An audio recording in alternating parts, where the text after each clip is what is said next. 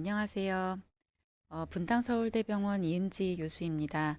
오늘은 개방각 폐쇄각이라는 제목으로 여러분께 그 녹내장에 대해서 말씀을 드리려고 합니다. 작년에는 녹내장 바로 알기, 그다음에 이제 치료에 중점을 둔 그 녹내장과 살아가기 이렇게 강의를 해드렸는데요.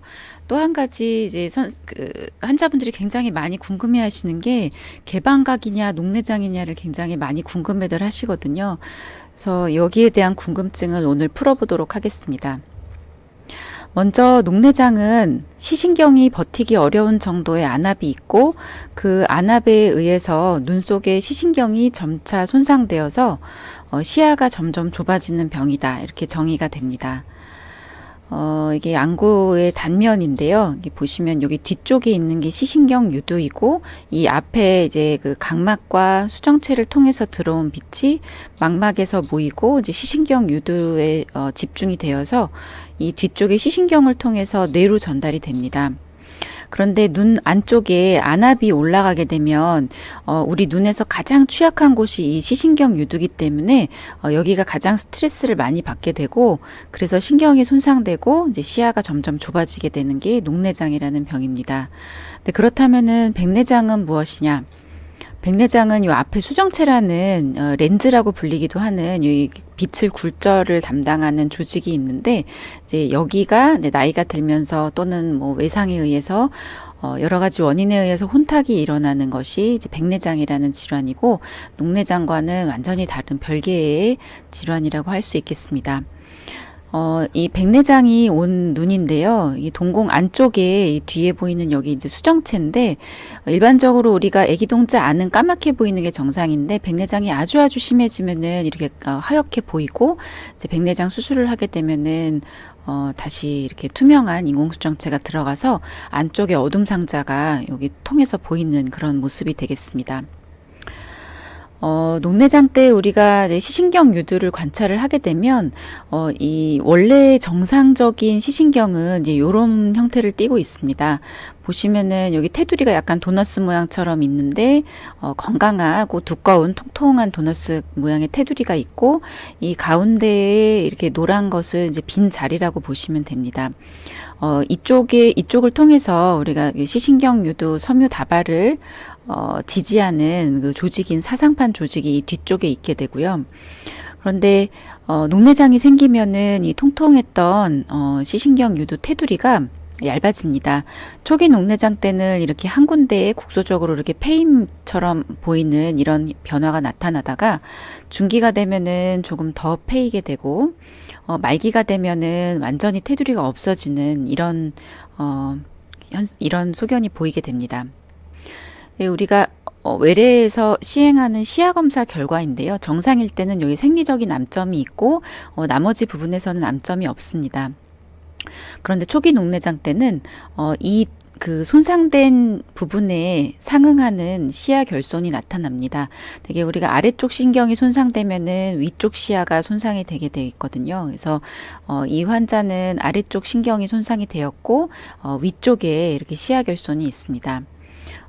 이게 점점 녹내장이 진행될수록 이와 같은 시야 결손이 점점 진행해서 시야가 점점 좁아지게 됩니다. 그런데 우리가 녹내장 환자가 실제로 보는 거는 이렇게 까맣게 보이는 거는 아니고요. 이런 식으로 그 시야 손상이 진행되게 됩니다. 처음에는 이렇게 처음에는 이제 정상 시야고, 처음에는 이 주변부에 물체가 안 보이기 시작하다가 이게 진행이 되면은 이 까만 데에 해당되는 부분이 허옇게 뿌옇게 안 보여서 어떤 물체를 인지하지 못하게 되고 나중에 말기가 되면은 전반적으로 뿌연 이런 안개 속에서 살아간다. 실제 그 녹내장 환자분들이 그렇게 표현을 하십니다.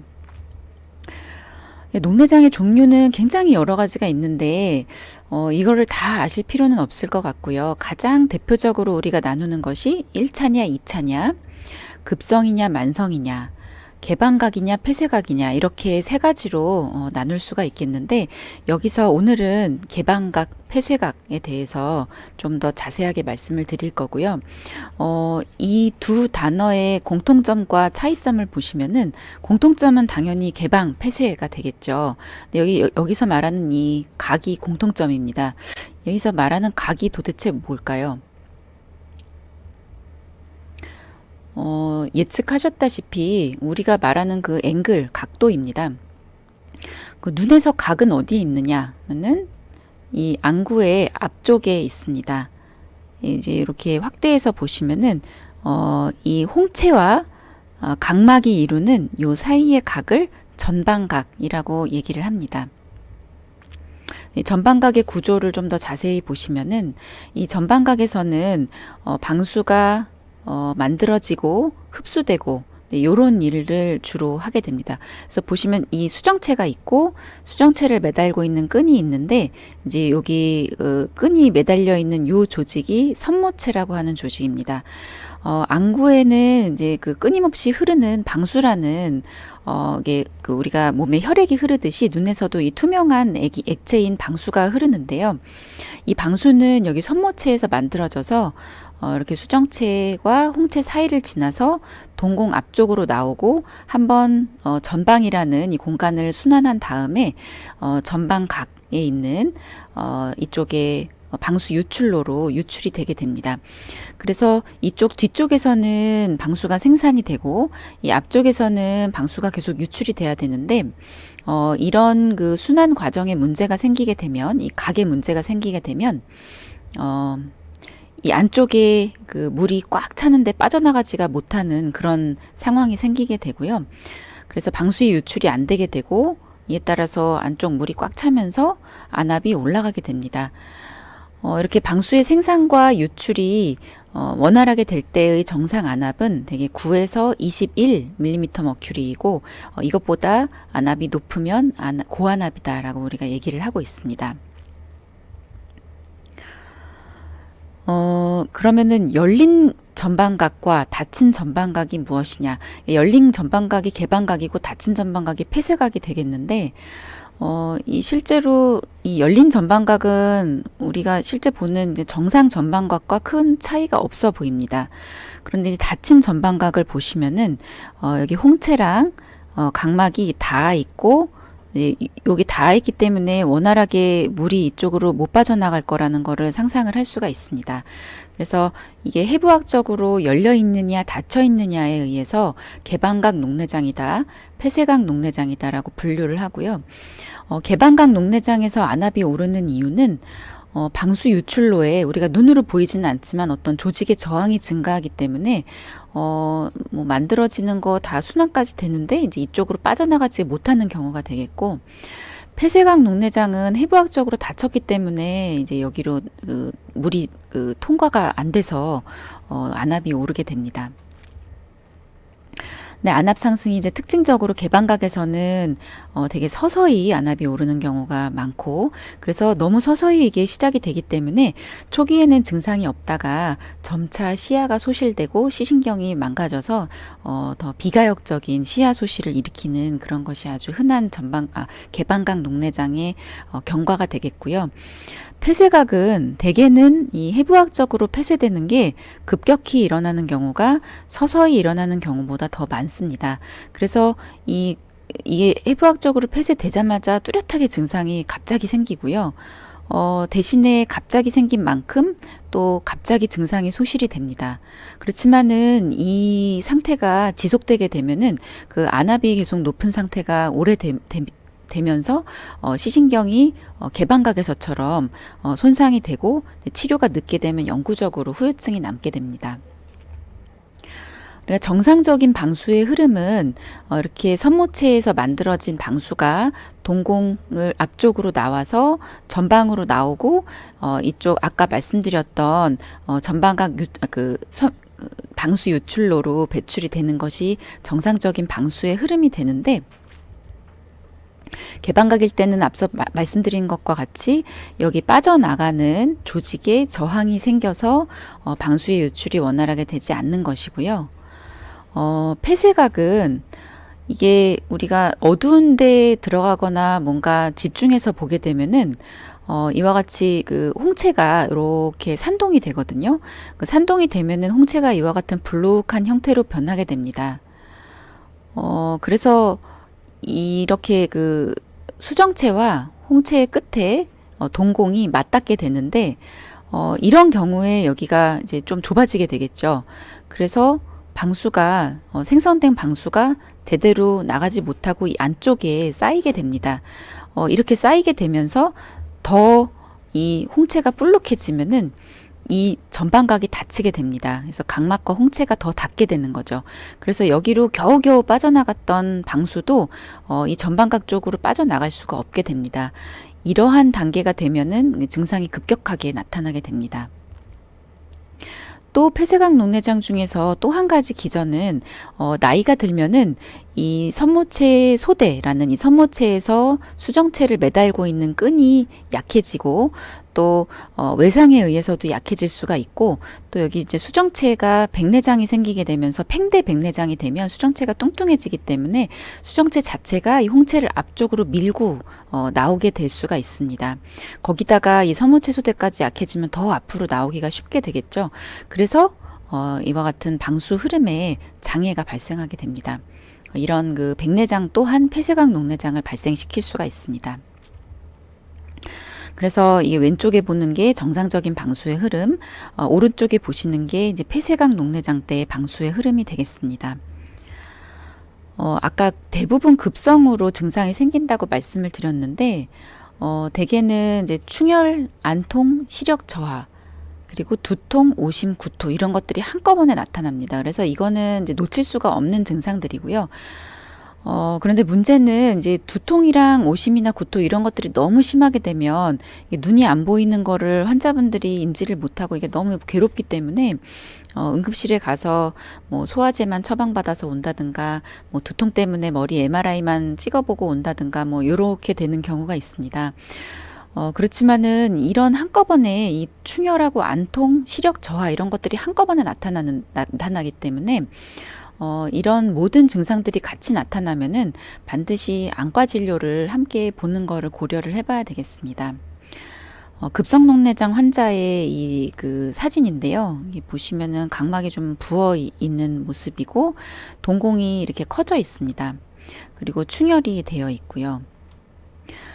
그리고 저희는 사실은 이 전방각이 얕아졌다는 걸 볼 수가 있는데, 되게 이게 빗띠가 요 각막 표면에 있는 빗띠이고, 이 뒤쪽에 이제 수정체에 있는 빗띠입니다. 요 두 빗띠 사이의 간격이 좀 좁아져 있거든요. 그래서 전방이 굉장히 좁아져 있다라는 것을 알 수가 있습니다. 두 번째는 아급성 녹내장이 있는데, 이런 그 과정이 급성으로 아예 전방각이 완전히 막히지 않은 상태로, 이게 그 유발인자가 없어지면은 전방각 폐쇄가 해소됐다가, 또 어떤 유발인자가 있을 때는 또 다쳤다가 하는 것들이 반복적으로 발생하는 경우입니다. 이런 경우에는 이런 통증이나 약간 뭐 오심 이 정도의 마일드한 증상이 간헐적으로 증상이 발생이 되면서, 이게 너무 자주 반복이 되면 안압 상승과 하강이 반복이 되면서 시신경 손상이 일어나고 시야 소실이 점차적으로 일어날 수가 있고요. 만성 폐쇄각 녹내장은 전방각 유착이 일부가 되어 있는 경우가 오랫동안 지속이 된 경우인데, 또는 이제 급성 폐쇄각 녹내장이었다가 안압이 떨어진 상태로 치료 안 받고 오랫동안 그대로 방치할 경우에 만성으로 가게 되는데요. 이런 경우에는 초기에는 증상이 없다가 점차적으로 시야 소실이 되는 개방각 녹내장과 비슷한 그런 경과를 밟게 됩니다. 네, 여기서 이제 충혈과 출혈을 좀 헷갈리는 경우가 있으셔서 이렇게 보여드리면은, 충혈은 혈관이 확장된 거라서 전반적으로 이제 이렇게 피가 난 게 아니라 전반적으로 혈관이 이렇게 확장되어 있고 어떤 빨간 피가 난 그런 소견은 없습니다. 그렇지만 출혈은 어딘가에서 혈관이 터져서 이와 같이 이렇게 빨갛게 보이는 거고요. 출혈이 일어난 이외의 부분은 이렇게 좀 하얗습니다. 그 결막이 하얗습니다. 그래서 이 출혈이 된 경우에는 사실 충혈보다는 뭐 염증이나 이런 거가 아니라서 어떤 그 약한 모세관이 터져서 생기는 거기 때문에 충혈보다는 조금 더 걱정을 많이 안 하셔도 되는 경우가 많습니다. 그 폐쇄각 녹내장의 증상을 실제 사진으로 보여드리면은 만성 개방각이나 폐쇄각인 경우에 증상이 비슷한데요.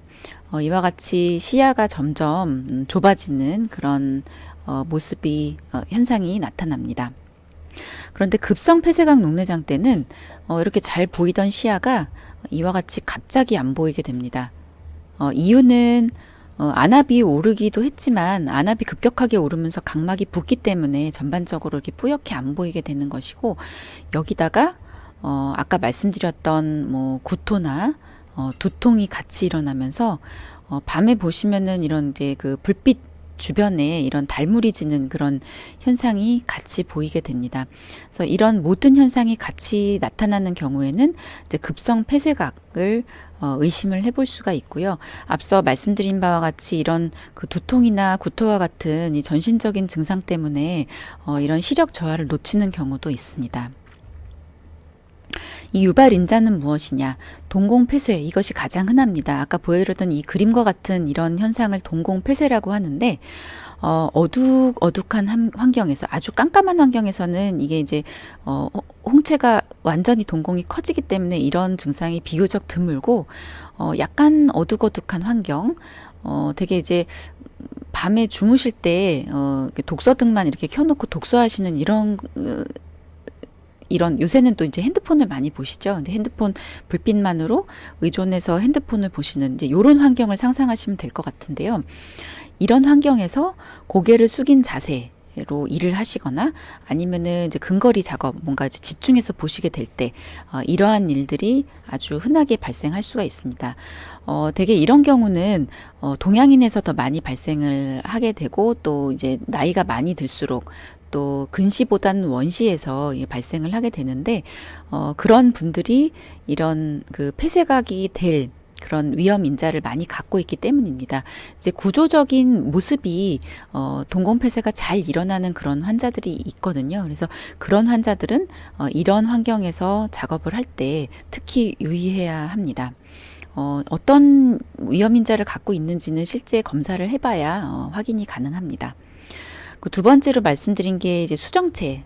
수정체가 백내장이 생기거나 이게 수정체 소대가 약해져서 수정체가 앞에 전방각을 밀게 되고, 그래서 폐쇄각이 생기는 경우, 이런 경우에도 폐쇄각 녹내장이 발병을 할 수 있고, 안과 수술을 받은 눈에서 드물게 발생하는 악성 녹내장도 아주 드물게 있습니다. 폐쇄각 녹내장의 치료는 급성기에는 이제 대개는 레이저를 합니다. 여기 이제 이 글씨의 색깔을 좀 다르게 한 거는 이 진한 검은색 글씨일수록 가장 흔하게 치료하는, 가장 빈번하게 시행되는 치료이기 때문인데요. 이 급성기에는 이제 되게 홍채 절개술로만 해결되는 경우가 많고, 아까 말씀드렸다시피 백내장으로 인한 경우에는 이제 백내장 수술을 같이 해줄 수가 있고, 급성기에 이 두 가지로 안 되는 경우에는 뭐 안압하강 약을 이제 투여하기도 합니다. 처음에 급성기에 안압이 너무 높을 때는 이제 안압하강 안약을 투여를 하다가 이 레이저나 백내장 수술 같은 걸로 안압이 떨어지게 되면은 투여를 멈추는 경우도 있습니다.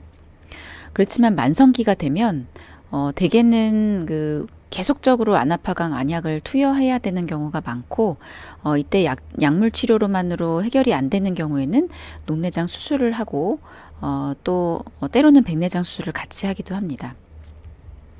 그래서 급성기에 후유증이 발생하기 전에 그리고 시신경 손상이 발생하기 전에 빨리 치료를 하게 되면 완치가 가능한 유일한 종류의 녹내장이 바로 급성 폐쇄각 녹내장이 되겠습니다. 아까 말씀드렸던 레이저 시술 중에서 가장 많이 시행하는 레이저 홍채 절개술이라는 거는 이렇게 전방각이 닫혀 있을 때 이 뒤쪽에 이렇게 물이 고이게 되는데요. 이때 홍채의 작은 구멍을 레이저로 뚫어주게 되면은 이게 그 전방각 유착이 풀리게 됩니다.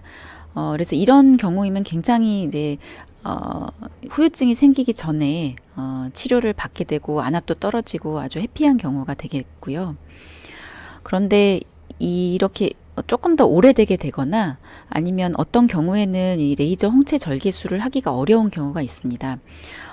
이 전방각이 너무 좁은 경우가 되겠는데 이런 경우는 레이저 주변부 홍채 성형술이라는 거를 합니다. 이 홍채 성형술이라는 거는 이 홍채의 레이저를 아주 그 넓은 범위에 조사를 하게 되면 홍채 조직이 일부가 수축이 되면서 이와 같이 전방각이 넓어지는 효과를 기대할 수가 있습니다. 그래서 홍채 절개술이 어려울 때 먼저 홍채 성형술을 하고 나서 하게 되거나 아니면은 이제 홍채 성형술만으로도 이렇게 전방각이 열리는 경우도 있습니다. 그래서 이 환자는 녹내장 급성 폐쇄각 녹내장으로 응급실에 와서 안압이 54mm 머큐리였는데 이제 레이저 홍채 절개술 여기 이게 구멍을 뚫어놨죠. 절개술을 시행한 후에 안압이 떨어졌고 각막도 많이 부어 있고 충혈도 되어 있었는데 충혈도 없어지고 각막도 맑아진 그런 모습입니다. 이런 경우에는 후유증 없이 나은 경우가 되겠고요. 그리고 이제 백내장이 심해서 폐쇄각이 온 경우에는 수정체 제거를 해야 되는데 이 수정체를 제거하고 인공 수정체를 넣게 되면 두꺼운 수정체가 제거가 되고 얇은 수정체가 삽입이 되기 때문에 이 전방각이 넓어질 수가 있습니다.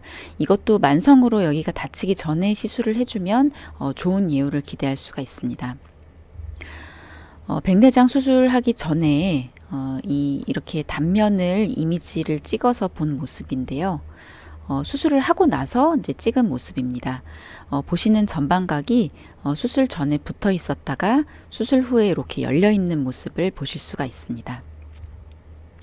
녹내장 수술은 이런 레이저나 백내장 수술 또는 안약을 추가해도 안압 조절이 되지 않을 때는 수술을 하게 되는데 이때 하는 수술은 개방각 녹내장 때 시행하는 수술과 유사한 수술입니다. 대개 이런 그 조절이 되지 않는 경우는 급성 폐쇄각 발작 후에 시일이 경과한 경우 또는 만성 폐쇄각 녹내장 때 전방각 유착이 진행되어서 수술을 하는 경우가 많고요. 종류는 섬유주 절제술이나 방수 유출 장치 삽입술이 있습니다. 섬유주 절제술은 이쪽 공막 쪽에 이렇게 배출로를 만들어 주어서 이 바깥으로 방수가 유출되게끔 하는 수술입니다. 여기에 이렇게 공막 편이 만들어져 있고 안쪽에 있는 방수가 이쪽으로 통해서 이 결막 안쪽 뒤쪽으로 그 정맥 쪽으로 흡수가 되게끔 하게 됩니다. 방수 유출 장치 삽입술은 이런 임플란트를 눈 쪽에 넣어주는 시술인데 이 임플란트에 여기 보시는 요 작은 바디가 눈꺼풀 안쪽에 여기 위치하게 되고 여기서 튜브가 이 안쪽 안구 안쪽에 연결이 되어서 이 튜브를 통해서 방수가 이 몸체 쪽으로 흡수가 되게 됩니다.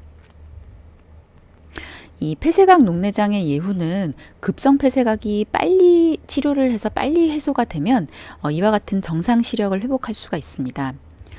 만성 폐쇄각 때의 증상은 개방각 녹내장과 비슷해서 이와 같이 서서히 시야가 소실되게 되는데 급성 폐쇄각 때 치료를 했다고 하더라도 이게 늦게 되면은 이 중간에 시신경 손상이 계속 진행되고 있는 상태에서 치료를 받게 되기 때문에 치료를 받아도 이런 시야 손실이 남게 됩니다. 그래서 굉장히 다양하지만 완치되는 경우는 발병 초기에 동공 근육이 손상이 되어서 산동이 된 상태가 되기 전에 그 후유증이라고 하죠. 그 전에 그리고 전방각 유착이 발생하기 전에 치료받게 되는 경우는 완치가 가능합니다. 그런데 이게 좀 늦어지게 되면은 안압이 높아지게 되면 동공 근육에 허열이 일어나서 동공 근육이 줄어들고 늘어나고 하는 그런 게 되지가 않게 되거든요. 그래서 동공 근육이 이제 산대가 된 상태로 고정이 되게 됩니다. 그래서 이게 그 동공 근육이 손상된 경우가 되겠고, 이런 경우는 좋아지기가 어렵습니다. 동공 근육이 손상된 경우에는 이게 동공 산대가 된 상태가 되기 때문에 눈이 굉장히 부시고, 안압이 떨어졌다고 하더라도 이 근거리 시력이 떨어집니다. 그래서 이런 경우에는 이제 홍채 성형술을 해서 동공을 줄여주기도 합니다. 그리고 백내장이 생겼을 때 이제 백내장 수술을 이제 하면 이거는 이제 시력 호전과 안압 하강 이 두 가지를 모두 도와줄 수가 있습니다. 그런데 이게 만성화가 되어서 전방각 유착이 이미 발생한 경우에는 이제 만성 폐쇄각 녹내장으로 진행하게 되고, 시신경 손상이 이미 일어난 경우에는 시야도 같이 망가져 있고, 이거는 비가역적이기 때문에 지속적으로 시신경에 가해지는 압력을 줄이는 안압하강 치료를 이제 시행을 하게 됩니다. 백내장 수술과 홍채 성형술을 같이 한 경우인데요. 이거는 급성 폐쇄각 녹내장 환자인데, 안압이 떨어졌습니다. 그래서 여기 보이는 충혈도 사라졌고, 그리고 이 각막의 부종도 소실이 된 상태입니다. 그렇지만 이 동공 산대의 후유증은 남아서 동공이 밝은 빛에도 줄어들지 못해서 굉장히 눈도 부시고, 또 이 가까운 거리도 글씨도 잘 보기가 어렵습니다. 그렇지만 이렇게 일단 이제 홍채 성형술을 해줘서 홍채를 이렇게 끌어당기는 시술을 해서 동공을 줄여주는 이런 시술을 할 수가 있습니다. 그래서 요약하면 개방각과 폐쇄각의 차이는 이 그림에서 보는 것만 보시면 되겠는데요. 원인이 개방각 녹내장 때 안압이 오르는 원인이 이 열려 있지만 이 빠지는 길이 저항이 높아져서 안압이 오르는 것이 원인이고, 폐쇄각은 이 빠지는 길이 해부학적으로 닫혀서 안압이 오르는 것이 원인입니다. 이 저항이 높아져서 빠지는 게 어려워지는 거는 굉장히 만성적으로 일어나는 과정이기 때문에 대부분 발현이 만성적으로 일어나고, 증상이 없다가 점진적으로 시야가 소실되는 것이 특징입니다. 그렇지만 폐쇄각은 이러한 해부학적인 폐쇄가 갑자기 일어나기 때문에 급성으로 시력 저하, 두통, 오심 이 세 가지 이상의 증상이 갑자기 한꺼번에 일어나고, 빨리 치료하면 완치가 되지만 이게 치료가 늦게 되면 만성 녹내장으로 진행하게 됩니다. 치료는 개방각인 경우에는 주로 약물 치료를 하고, 그 다음에 뭐 안 되는 경우에 레이저, 이후에 수술을 고려하게 되지만, 폐쇄각인 경우에는 이게 급성인 경우에 레이저 치료를 하고요. 백내장이 원인인 경우에 백내장 수술을 하게 되고, 그 다음에 약물 치료를 하거나 안 하거나, 만성적인 경우에 이제 약물 치료를 하게 되겠죠. 예후는 이게 치료 목적이 이 개방각의 경우에는 진행 속도를 늦추기 위한 거고, 만성 폐쇄각도 사실 진행 속도를 늦추기 위한 것이 더 많습니다. 개방각은 이제 그 녹내장을 발견하고 진단한 시기에 따라서 또 녹내장 종류에 따라서 굉장히 다양한 이유를 가지는데, 폐쇄각의 경우에는 빠른 치료로 완치가 가능합니다. 그렇지만 시기를 놓칠 경우에는 만성 녹내장으로 진행하고, 또 진행하지 않더라도 영구적으로 후유증을 남길 수가 있겠습니다. 마지막으로 이제 이것만은 알아두셨으면 합니다. 녹내장은 완치가 되지 않는 병이라고 잘 알고 계십니다. 그렇지만은 급성 폐쇄각 녹내장은 빠른 진단 그리고 치료로 완치가 가능한 녹내장입니다. 코로나로 병원 가기가 굉장히 어려운 시기인데요. 이런 증상들이 발생했을 때는 참지 마시고 즉시 가까운 안과의원 또는 응급실로 내원을 하시기를 바랍니다. 대학병원에 꼭 가셔야 된다고 해서 그 예약된 날짜를 기다리지 마시고요. 빨리 가까운 안과에 가셔서 소견서를 가지고 오시거나 아니면 응급실로 내원을 하시기 바랍니다. 네, 경청해 주셔서 감사드리고요. 이제 앞으로 질문과 토론의 시간을 질의응답 시간을 갖도록 하겠습니다.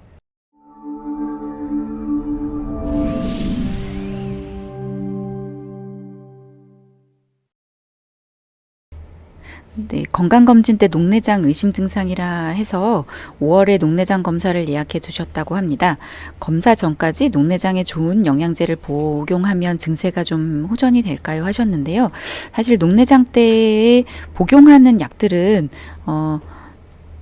녹내장에 도움되는 약은 사실 뚜렷하게 알려진 약은 없습니다. 그 말씀하신 루테인 지아잔틴은 그 황반변성을 예방하는 비타민이라고 되어 있어서 녹내장 의심 증상일 때는 일단 녹내장 검사를 먼저 받아보시고 진단에 따라서 치료를 실제 받으시는 것이 바람직하다고 보여집니다.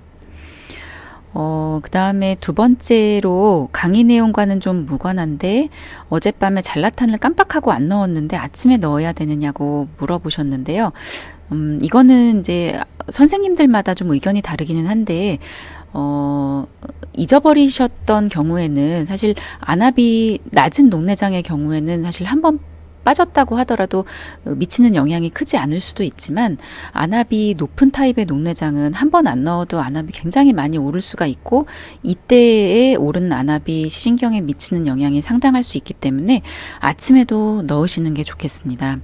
그런데 대부분 밤에 넣는 약들은 눈에 넣었을 때 바로 충혈이 되는 경우가 있기 때문에 되게 밤에 넣는 경우가 많은데 아침에 넣으셔도 그 충혈이 돼도 놀라지 마시고 이게 뭐 부작용이 아니라 약제 자체가 혈관을 확장시키기 때문이기 때문에 약을 아침에 넣으셔도 될 것 같습니다. 놀라지 마시고 아침에 넣으세요. 네, 그 다음에 녹내장 점안약이 혈압에 영향을 미치는지요? 라는 질문을 주셨는데요. 일부 약들이 혈압에 영향을 미치는 경우가 있습니다. 되게 2번 점안하는 약들 중에 혈압을 낮추는 약들이 있습니다. 그래서 너무 이 섬액이 생기거나 저혈압이 생기면 그 치료 받으시는 녹내장 의사 선생님과 상담을 받아보시는 게 중요할 것 같습니다. 다음 질문은 이제 녹내장 가족력이 있다고 하십니다. 유전이 되는지 하시는데요. 예, 이게 유전이 되는 경우가 있습니다. 뭐 100% 유전이 되는 것이 아니기는 한데 상당 부분 그 유전자가 알려져 있는 유전자가 있습니다. 근데 굉장히 많은 유전자들이 알려져 있기 때문에 유전적인 진단은 하지 않고 있고요. 일단 가족력이 있으시면은 자녀분들이 뭐 근시가 있으시면 특히 10대나 20대 초반이라도 녹내장 검사를 받아보시는 것을 권장을 드립니다.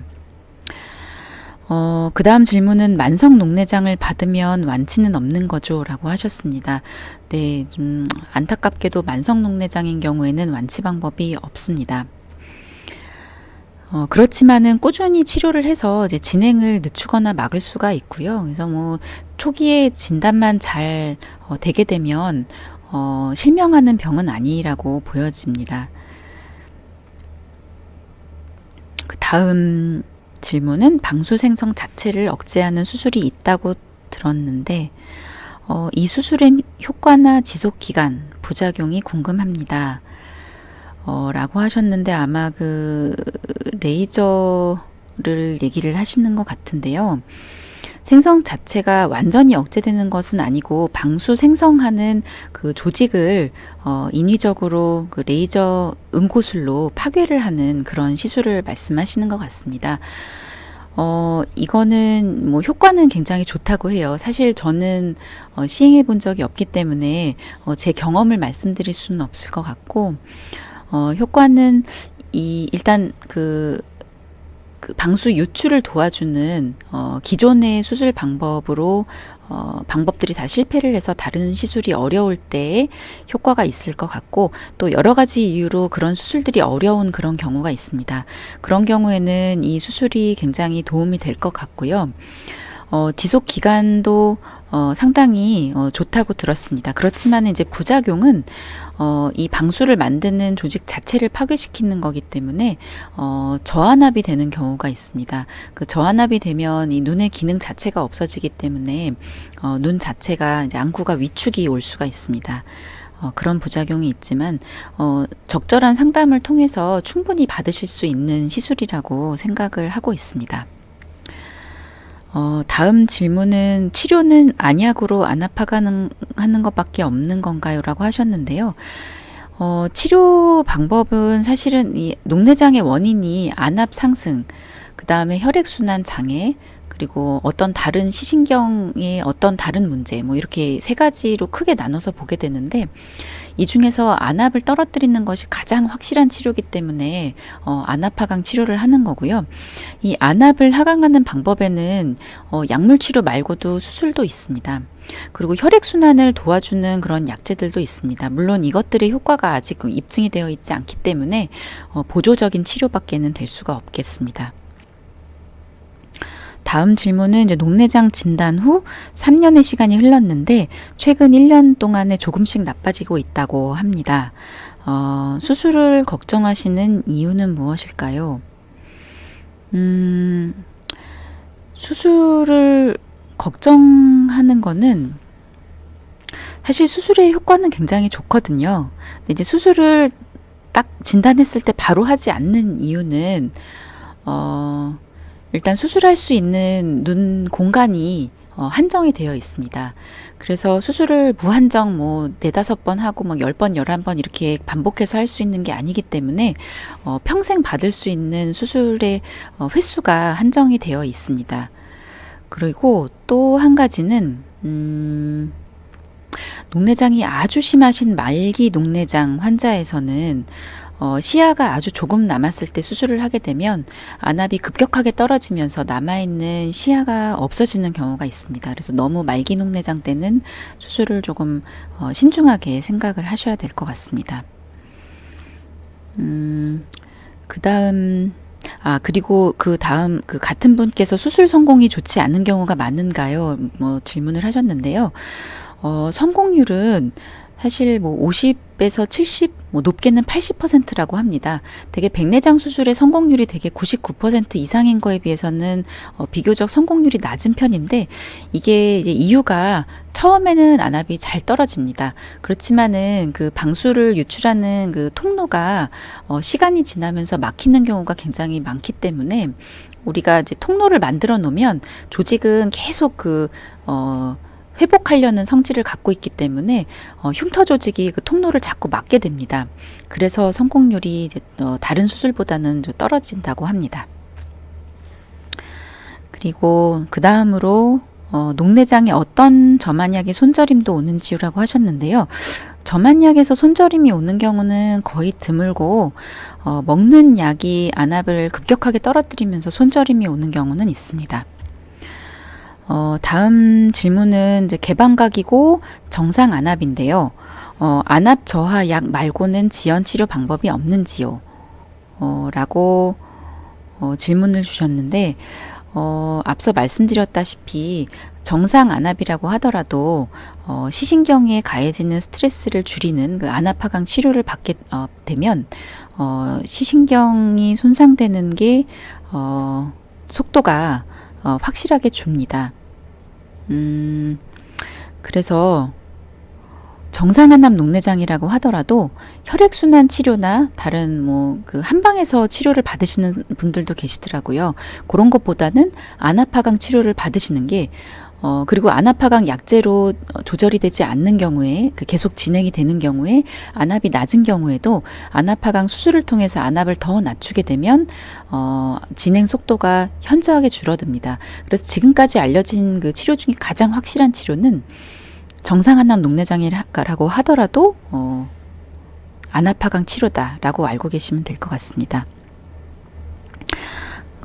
그리고 모든 녹내장 환자는 개방각과 폐쇄각으로 분류가 되는 건가요? 하셨어요. 개방각이냐 폐쇄각이냐는 이게 해부학적으로 이 물길이 막혔느냐 닫혔느냐를 분류하는 기준 중에 하나입니다. 다른 종류의 녹내장도 있고요. 여기에 대해서는 제가 다 말씀드리기는 어려워서 말씀을 안 드렸어요. 다만 가장 대표적인 분류가 개방각과 폐쇄각이다라고 알고 계시면 되겠고요. 그 다음에 수술하면 일상생활까지 대략 얼마의 시간이 필요한가요? 하셨습니다. 녹내장 수술은 그 예후가 너무 다양하기 때문에 어떻게 말씀드릴 수가 없는데요. 일반적인 경우에는 일단 1-2주 정도는 굉장히 불편하시고 한 달 정도까지는 시간이 걸립니다. 그렇지만 수술 직후에 너무 안압이 낮거나 수술 후에 만족스럽게 안압이 떨어지지 않는 경우에는 수술 후에 저희가 그 외래에서 손을 받으려야 되는 경우가 너무 많아요. 추가적인 시술 같은 게 필요한 경우도 많고, 그래서 그런 것까지 다 받고 나서 한 달 정도 걸리면 대개는 일상생활까지 금방 회복을 하실 수가 있습니다. 그 다음 질문은 빗번짐과 근시가 더 안 좋아졌는데 녹내장과는 관련이 없는지. 김태우 교수님은 제 녹내장 상태가 나빠지지 않았다고 하셨다고 합니다. 근시가 더 안 좋아진 건 되게 성인에서 근시가 안 좋아지는 경우는 굉장히 드뭅니다. 그렇지만 백내장이 심해지는 경우에 근시가 진행할 수가 있습니다. 그 백내장으로 인해서 수정체가 딱딱해지면서 골절력이 바뀌어서 근시가 나빠지는 경우가 있고요. 또 빗번짐도 백내장이 심해지는 경우, 또 안구건조증이 있어서 또는 녹내장 약제의 부작용으로 안구 건조증이 굉장히 흔하게 올 수가 있는데 그런 경우에 빗번짐이 쉽게 올 수가 있습니다. 그래서 아마 녹내장 상태가 나빠지지 않았다면 이제 다른 원인일 경우가 더 많겠습니다. 그 다음에 질문은 현재 녹내장으로 수술을 여러 번 했으나 시력을 거의 잃은 상태인데 낮에 선글라스 착용이 의미가 있을까요? 핸드폰 보는 것도 더 나빠지는데 원인이 되나요? 라고 질문을 하셨습니다. 낮에 선글라스 착용을 하는 이유는 눈을 보호하기 위한 목적보다는 이 눈부심으로 인한 불편함을 줄이는 그런 목적이겠고요. 수술을 여러 번 해서 시력을 잃은 상태시라고 하면 시야가 좁아서 빛이 많이 안 들어오는 그런 상태이실 것 같습니다. 이때 선글라스를 쓰고 계시면 주위 물체를 알아보기가 더 어렵기 때문에 빛을 더 받아들이기가 어렵고 그래서 생활하시는 게 굉장히 위험하실 수도 있을 것 같거든요. 그래서 이런 경우에 눈부심이 많지 않다면 선글라스 착용은 권장사항이 아닙니다. 핸드폰 보시는 거는 나빠지는 원인은 아닙니다. 그리고 다음 질문은 수족냉증이 심한 편인데요. 이 증상과 녹내장과의 상관관계가 있는지 궁금합니다. 라고 하셨습니다. 이 수족냉증은 혈액순환 장애를 대표하는 증상 중에 하나이기 때문에 이런 증상이 있을 때 시신경으로도 가는 혈류가 저하되어 있다고 예상이 되기 때문에 이런 경우에는 이제 녹내장의 진행이나 발병에 영향을 미치는 경우가 있겠습니다. 그렇지만은 이 수족냉증을 완화시키는 경우 이게 녹내장 증상이 개선되는 것과는 무관하다고 보여지고요. 녹내장 증상은 녹내장성 시신경 손상 때문에 영구적으로 오는 그 시야 결손 때문에 생기는 증상이기 때문에 이게 치료로 좋아지지는 않습니다. 그렇지만 수족냉증이 완화되는 게 단지 그 손과 발에 대한 국소적인 치료가 아니라 혈액순환 개선으로 인한 결과라면 시신경 혈액순환도 개선이 됐다고 보여지기 때문에 앞으로의 이 녹내장 진행에는 영향을 줄 수가 있을 것 같습니다. 그래서 혈액순환 개선은 녹내장 치료에는 도움이 된다고 이해하시면 되겠습니다.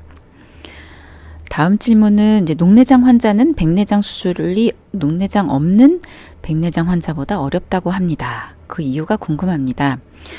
쉽게 설명드리면 앞서 폐쇄각 녹내장이 온 그 모습을 보여드렸는데요. 이 폐쇄각 녹내장 환자들은 수정체를 매달고 있는 끈이 약한 경우가 많아요. 그래서 어떤 외상도 그렇고 또 수정체에 매달고 있는 끈이 어떤 그 노화나 이런 것 때문에 약해진 경우도 그렇고 그래서 굉장히 수정체가 덜렁덜렁 이게 흔들리는 그런 경우가 많고요. 또 수정체 자체가 커지면서 팽대가 되면서 생긴 그 폐쇄각 녹내장인 경우에도 수술이 어려울 수 있고 또 동공이 중간 정도로 커져서 이렇게 동공 근육이 마비가 된 경우에는 우리가 수술을 하려고 동공을 더 키워도 커지지가 않습니다. 그래서 수술을 할 때 동공이 작은 상태에서 수술을 해야 되는 경우가 많고 또 수정체가 덜렁덜렁 움직이는 상태에서 수술을 해야 되는 경우가 많아요. 이 수정체가 막 움직이는 경우에서 수술을 하다가 수정체의 소대가 끊어지게 되면 이 수정체가 눈 안쪽으로 빠지게 됩니다. 그렇게 되면 이제 수정체를 안쪽에서 건지는 큰 수술을 해야 되고 이런 것 때문에 수술이 어렵고 수술의 후유증도 많이 남고 수술 후 회복 시간도 굉장히 오래 걸립니다. 다음 질문은 녹내장 수술을 양쪽 다 받았는데 안압은 10과 12 정도로 아주 좋다고 하는데 시력은 자꾸 나빠집니다. 잘 보이지 않는데 왜 그런가요? 하셨는데요. 녹내장이 아주 심했던 환자, 그리고 말기 녹내장이었던 환자분들은 녹내장 수술로 안압이 조절이 되더라도 시력이 잘 보이지 않는 경우가 많습니다. 이게 이제 시력의 장기적인 유지를 위한 수술이다 보니까 시력 회복을 위한 수술이라고 생각하시면은 좀 이렇게 좀 실망하시는 경우가 많아요. 그리고 오히려 수술을 해서 안압이 떨어졌던 경우라도 수술 직후에 안압이 확 떨어졌다가 어느 정도 회복이 되다가 어느 이상은 돌아오지 않는 경우가 많이 있습니다.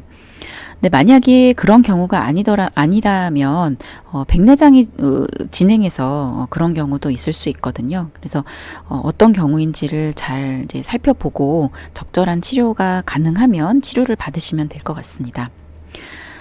다음 질문은 개방각이라도 다른 병원 진료 시 녹내장이라고 알려야 하나요?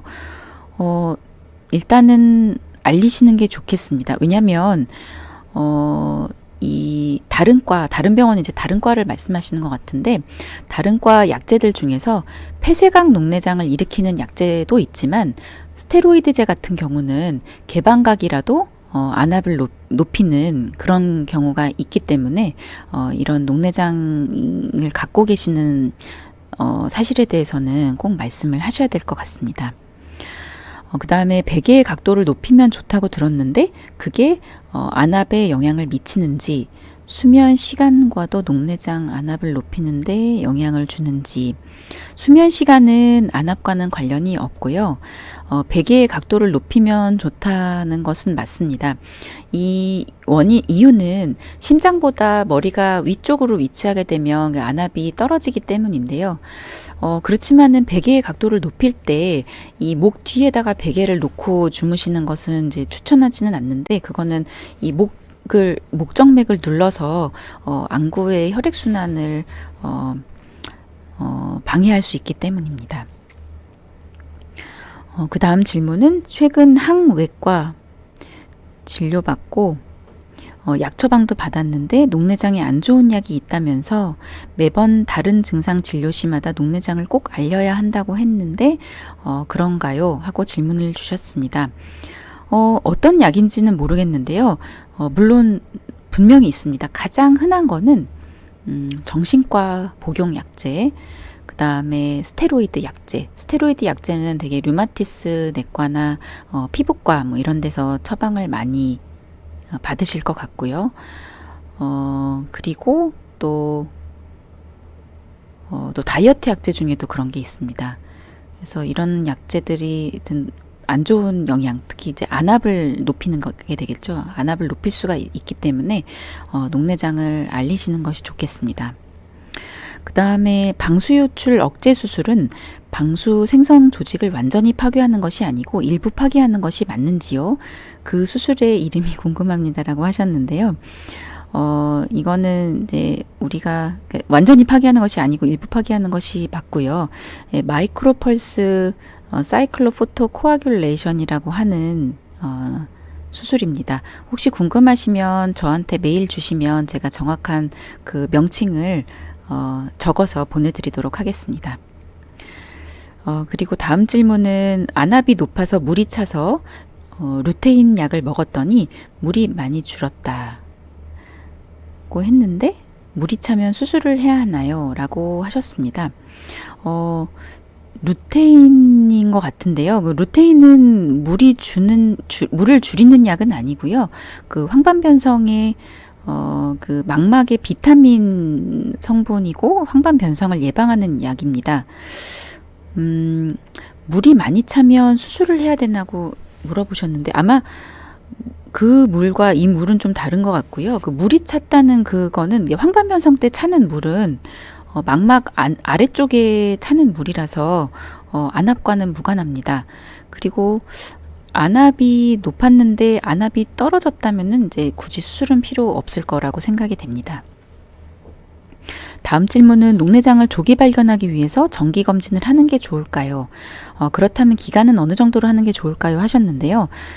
일단은 한번 검사를 받아보시고 녹내장의 위험 인자가 있으면 정상이고 녹내장의 위험 인자가 있으면 뭐 1년에 한 번 정도 1년 간격으로 보다가 뭐 괜찮으면 뭐 2년에 한 번 그러고 괜찮으면은 뭐 그냥 가까운 안과나 가까운 의원이나 뭐 건강검진 뭐 요 정도에서 체크업을 하시는 것도 괜찮을 것 같고요.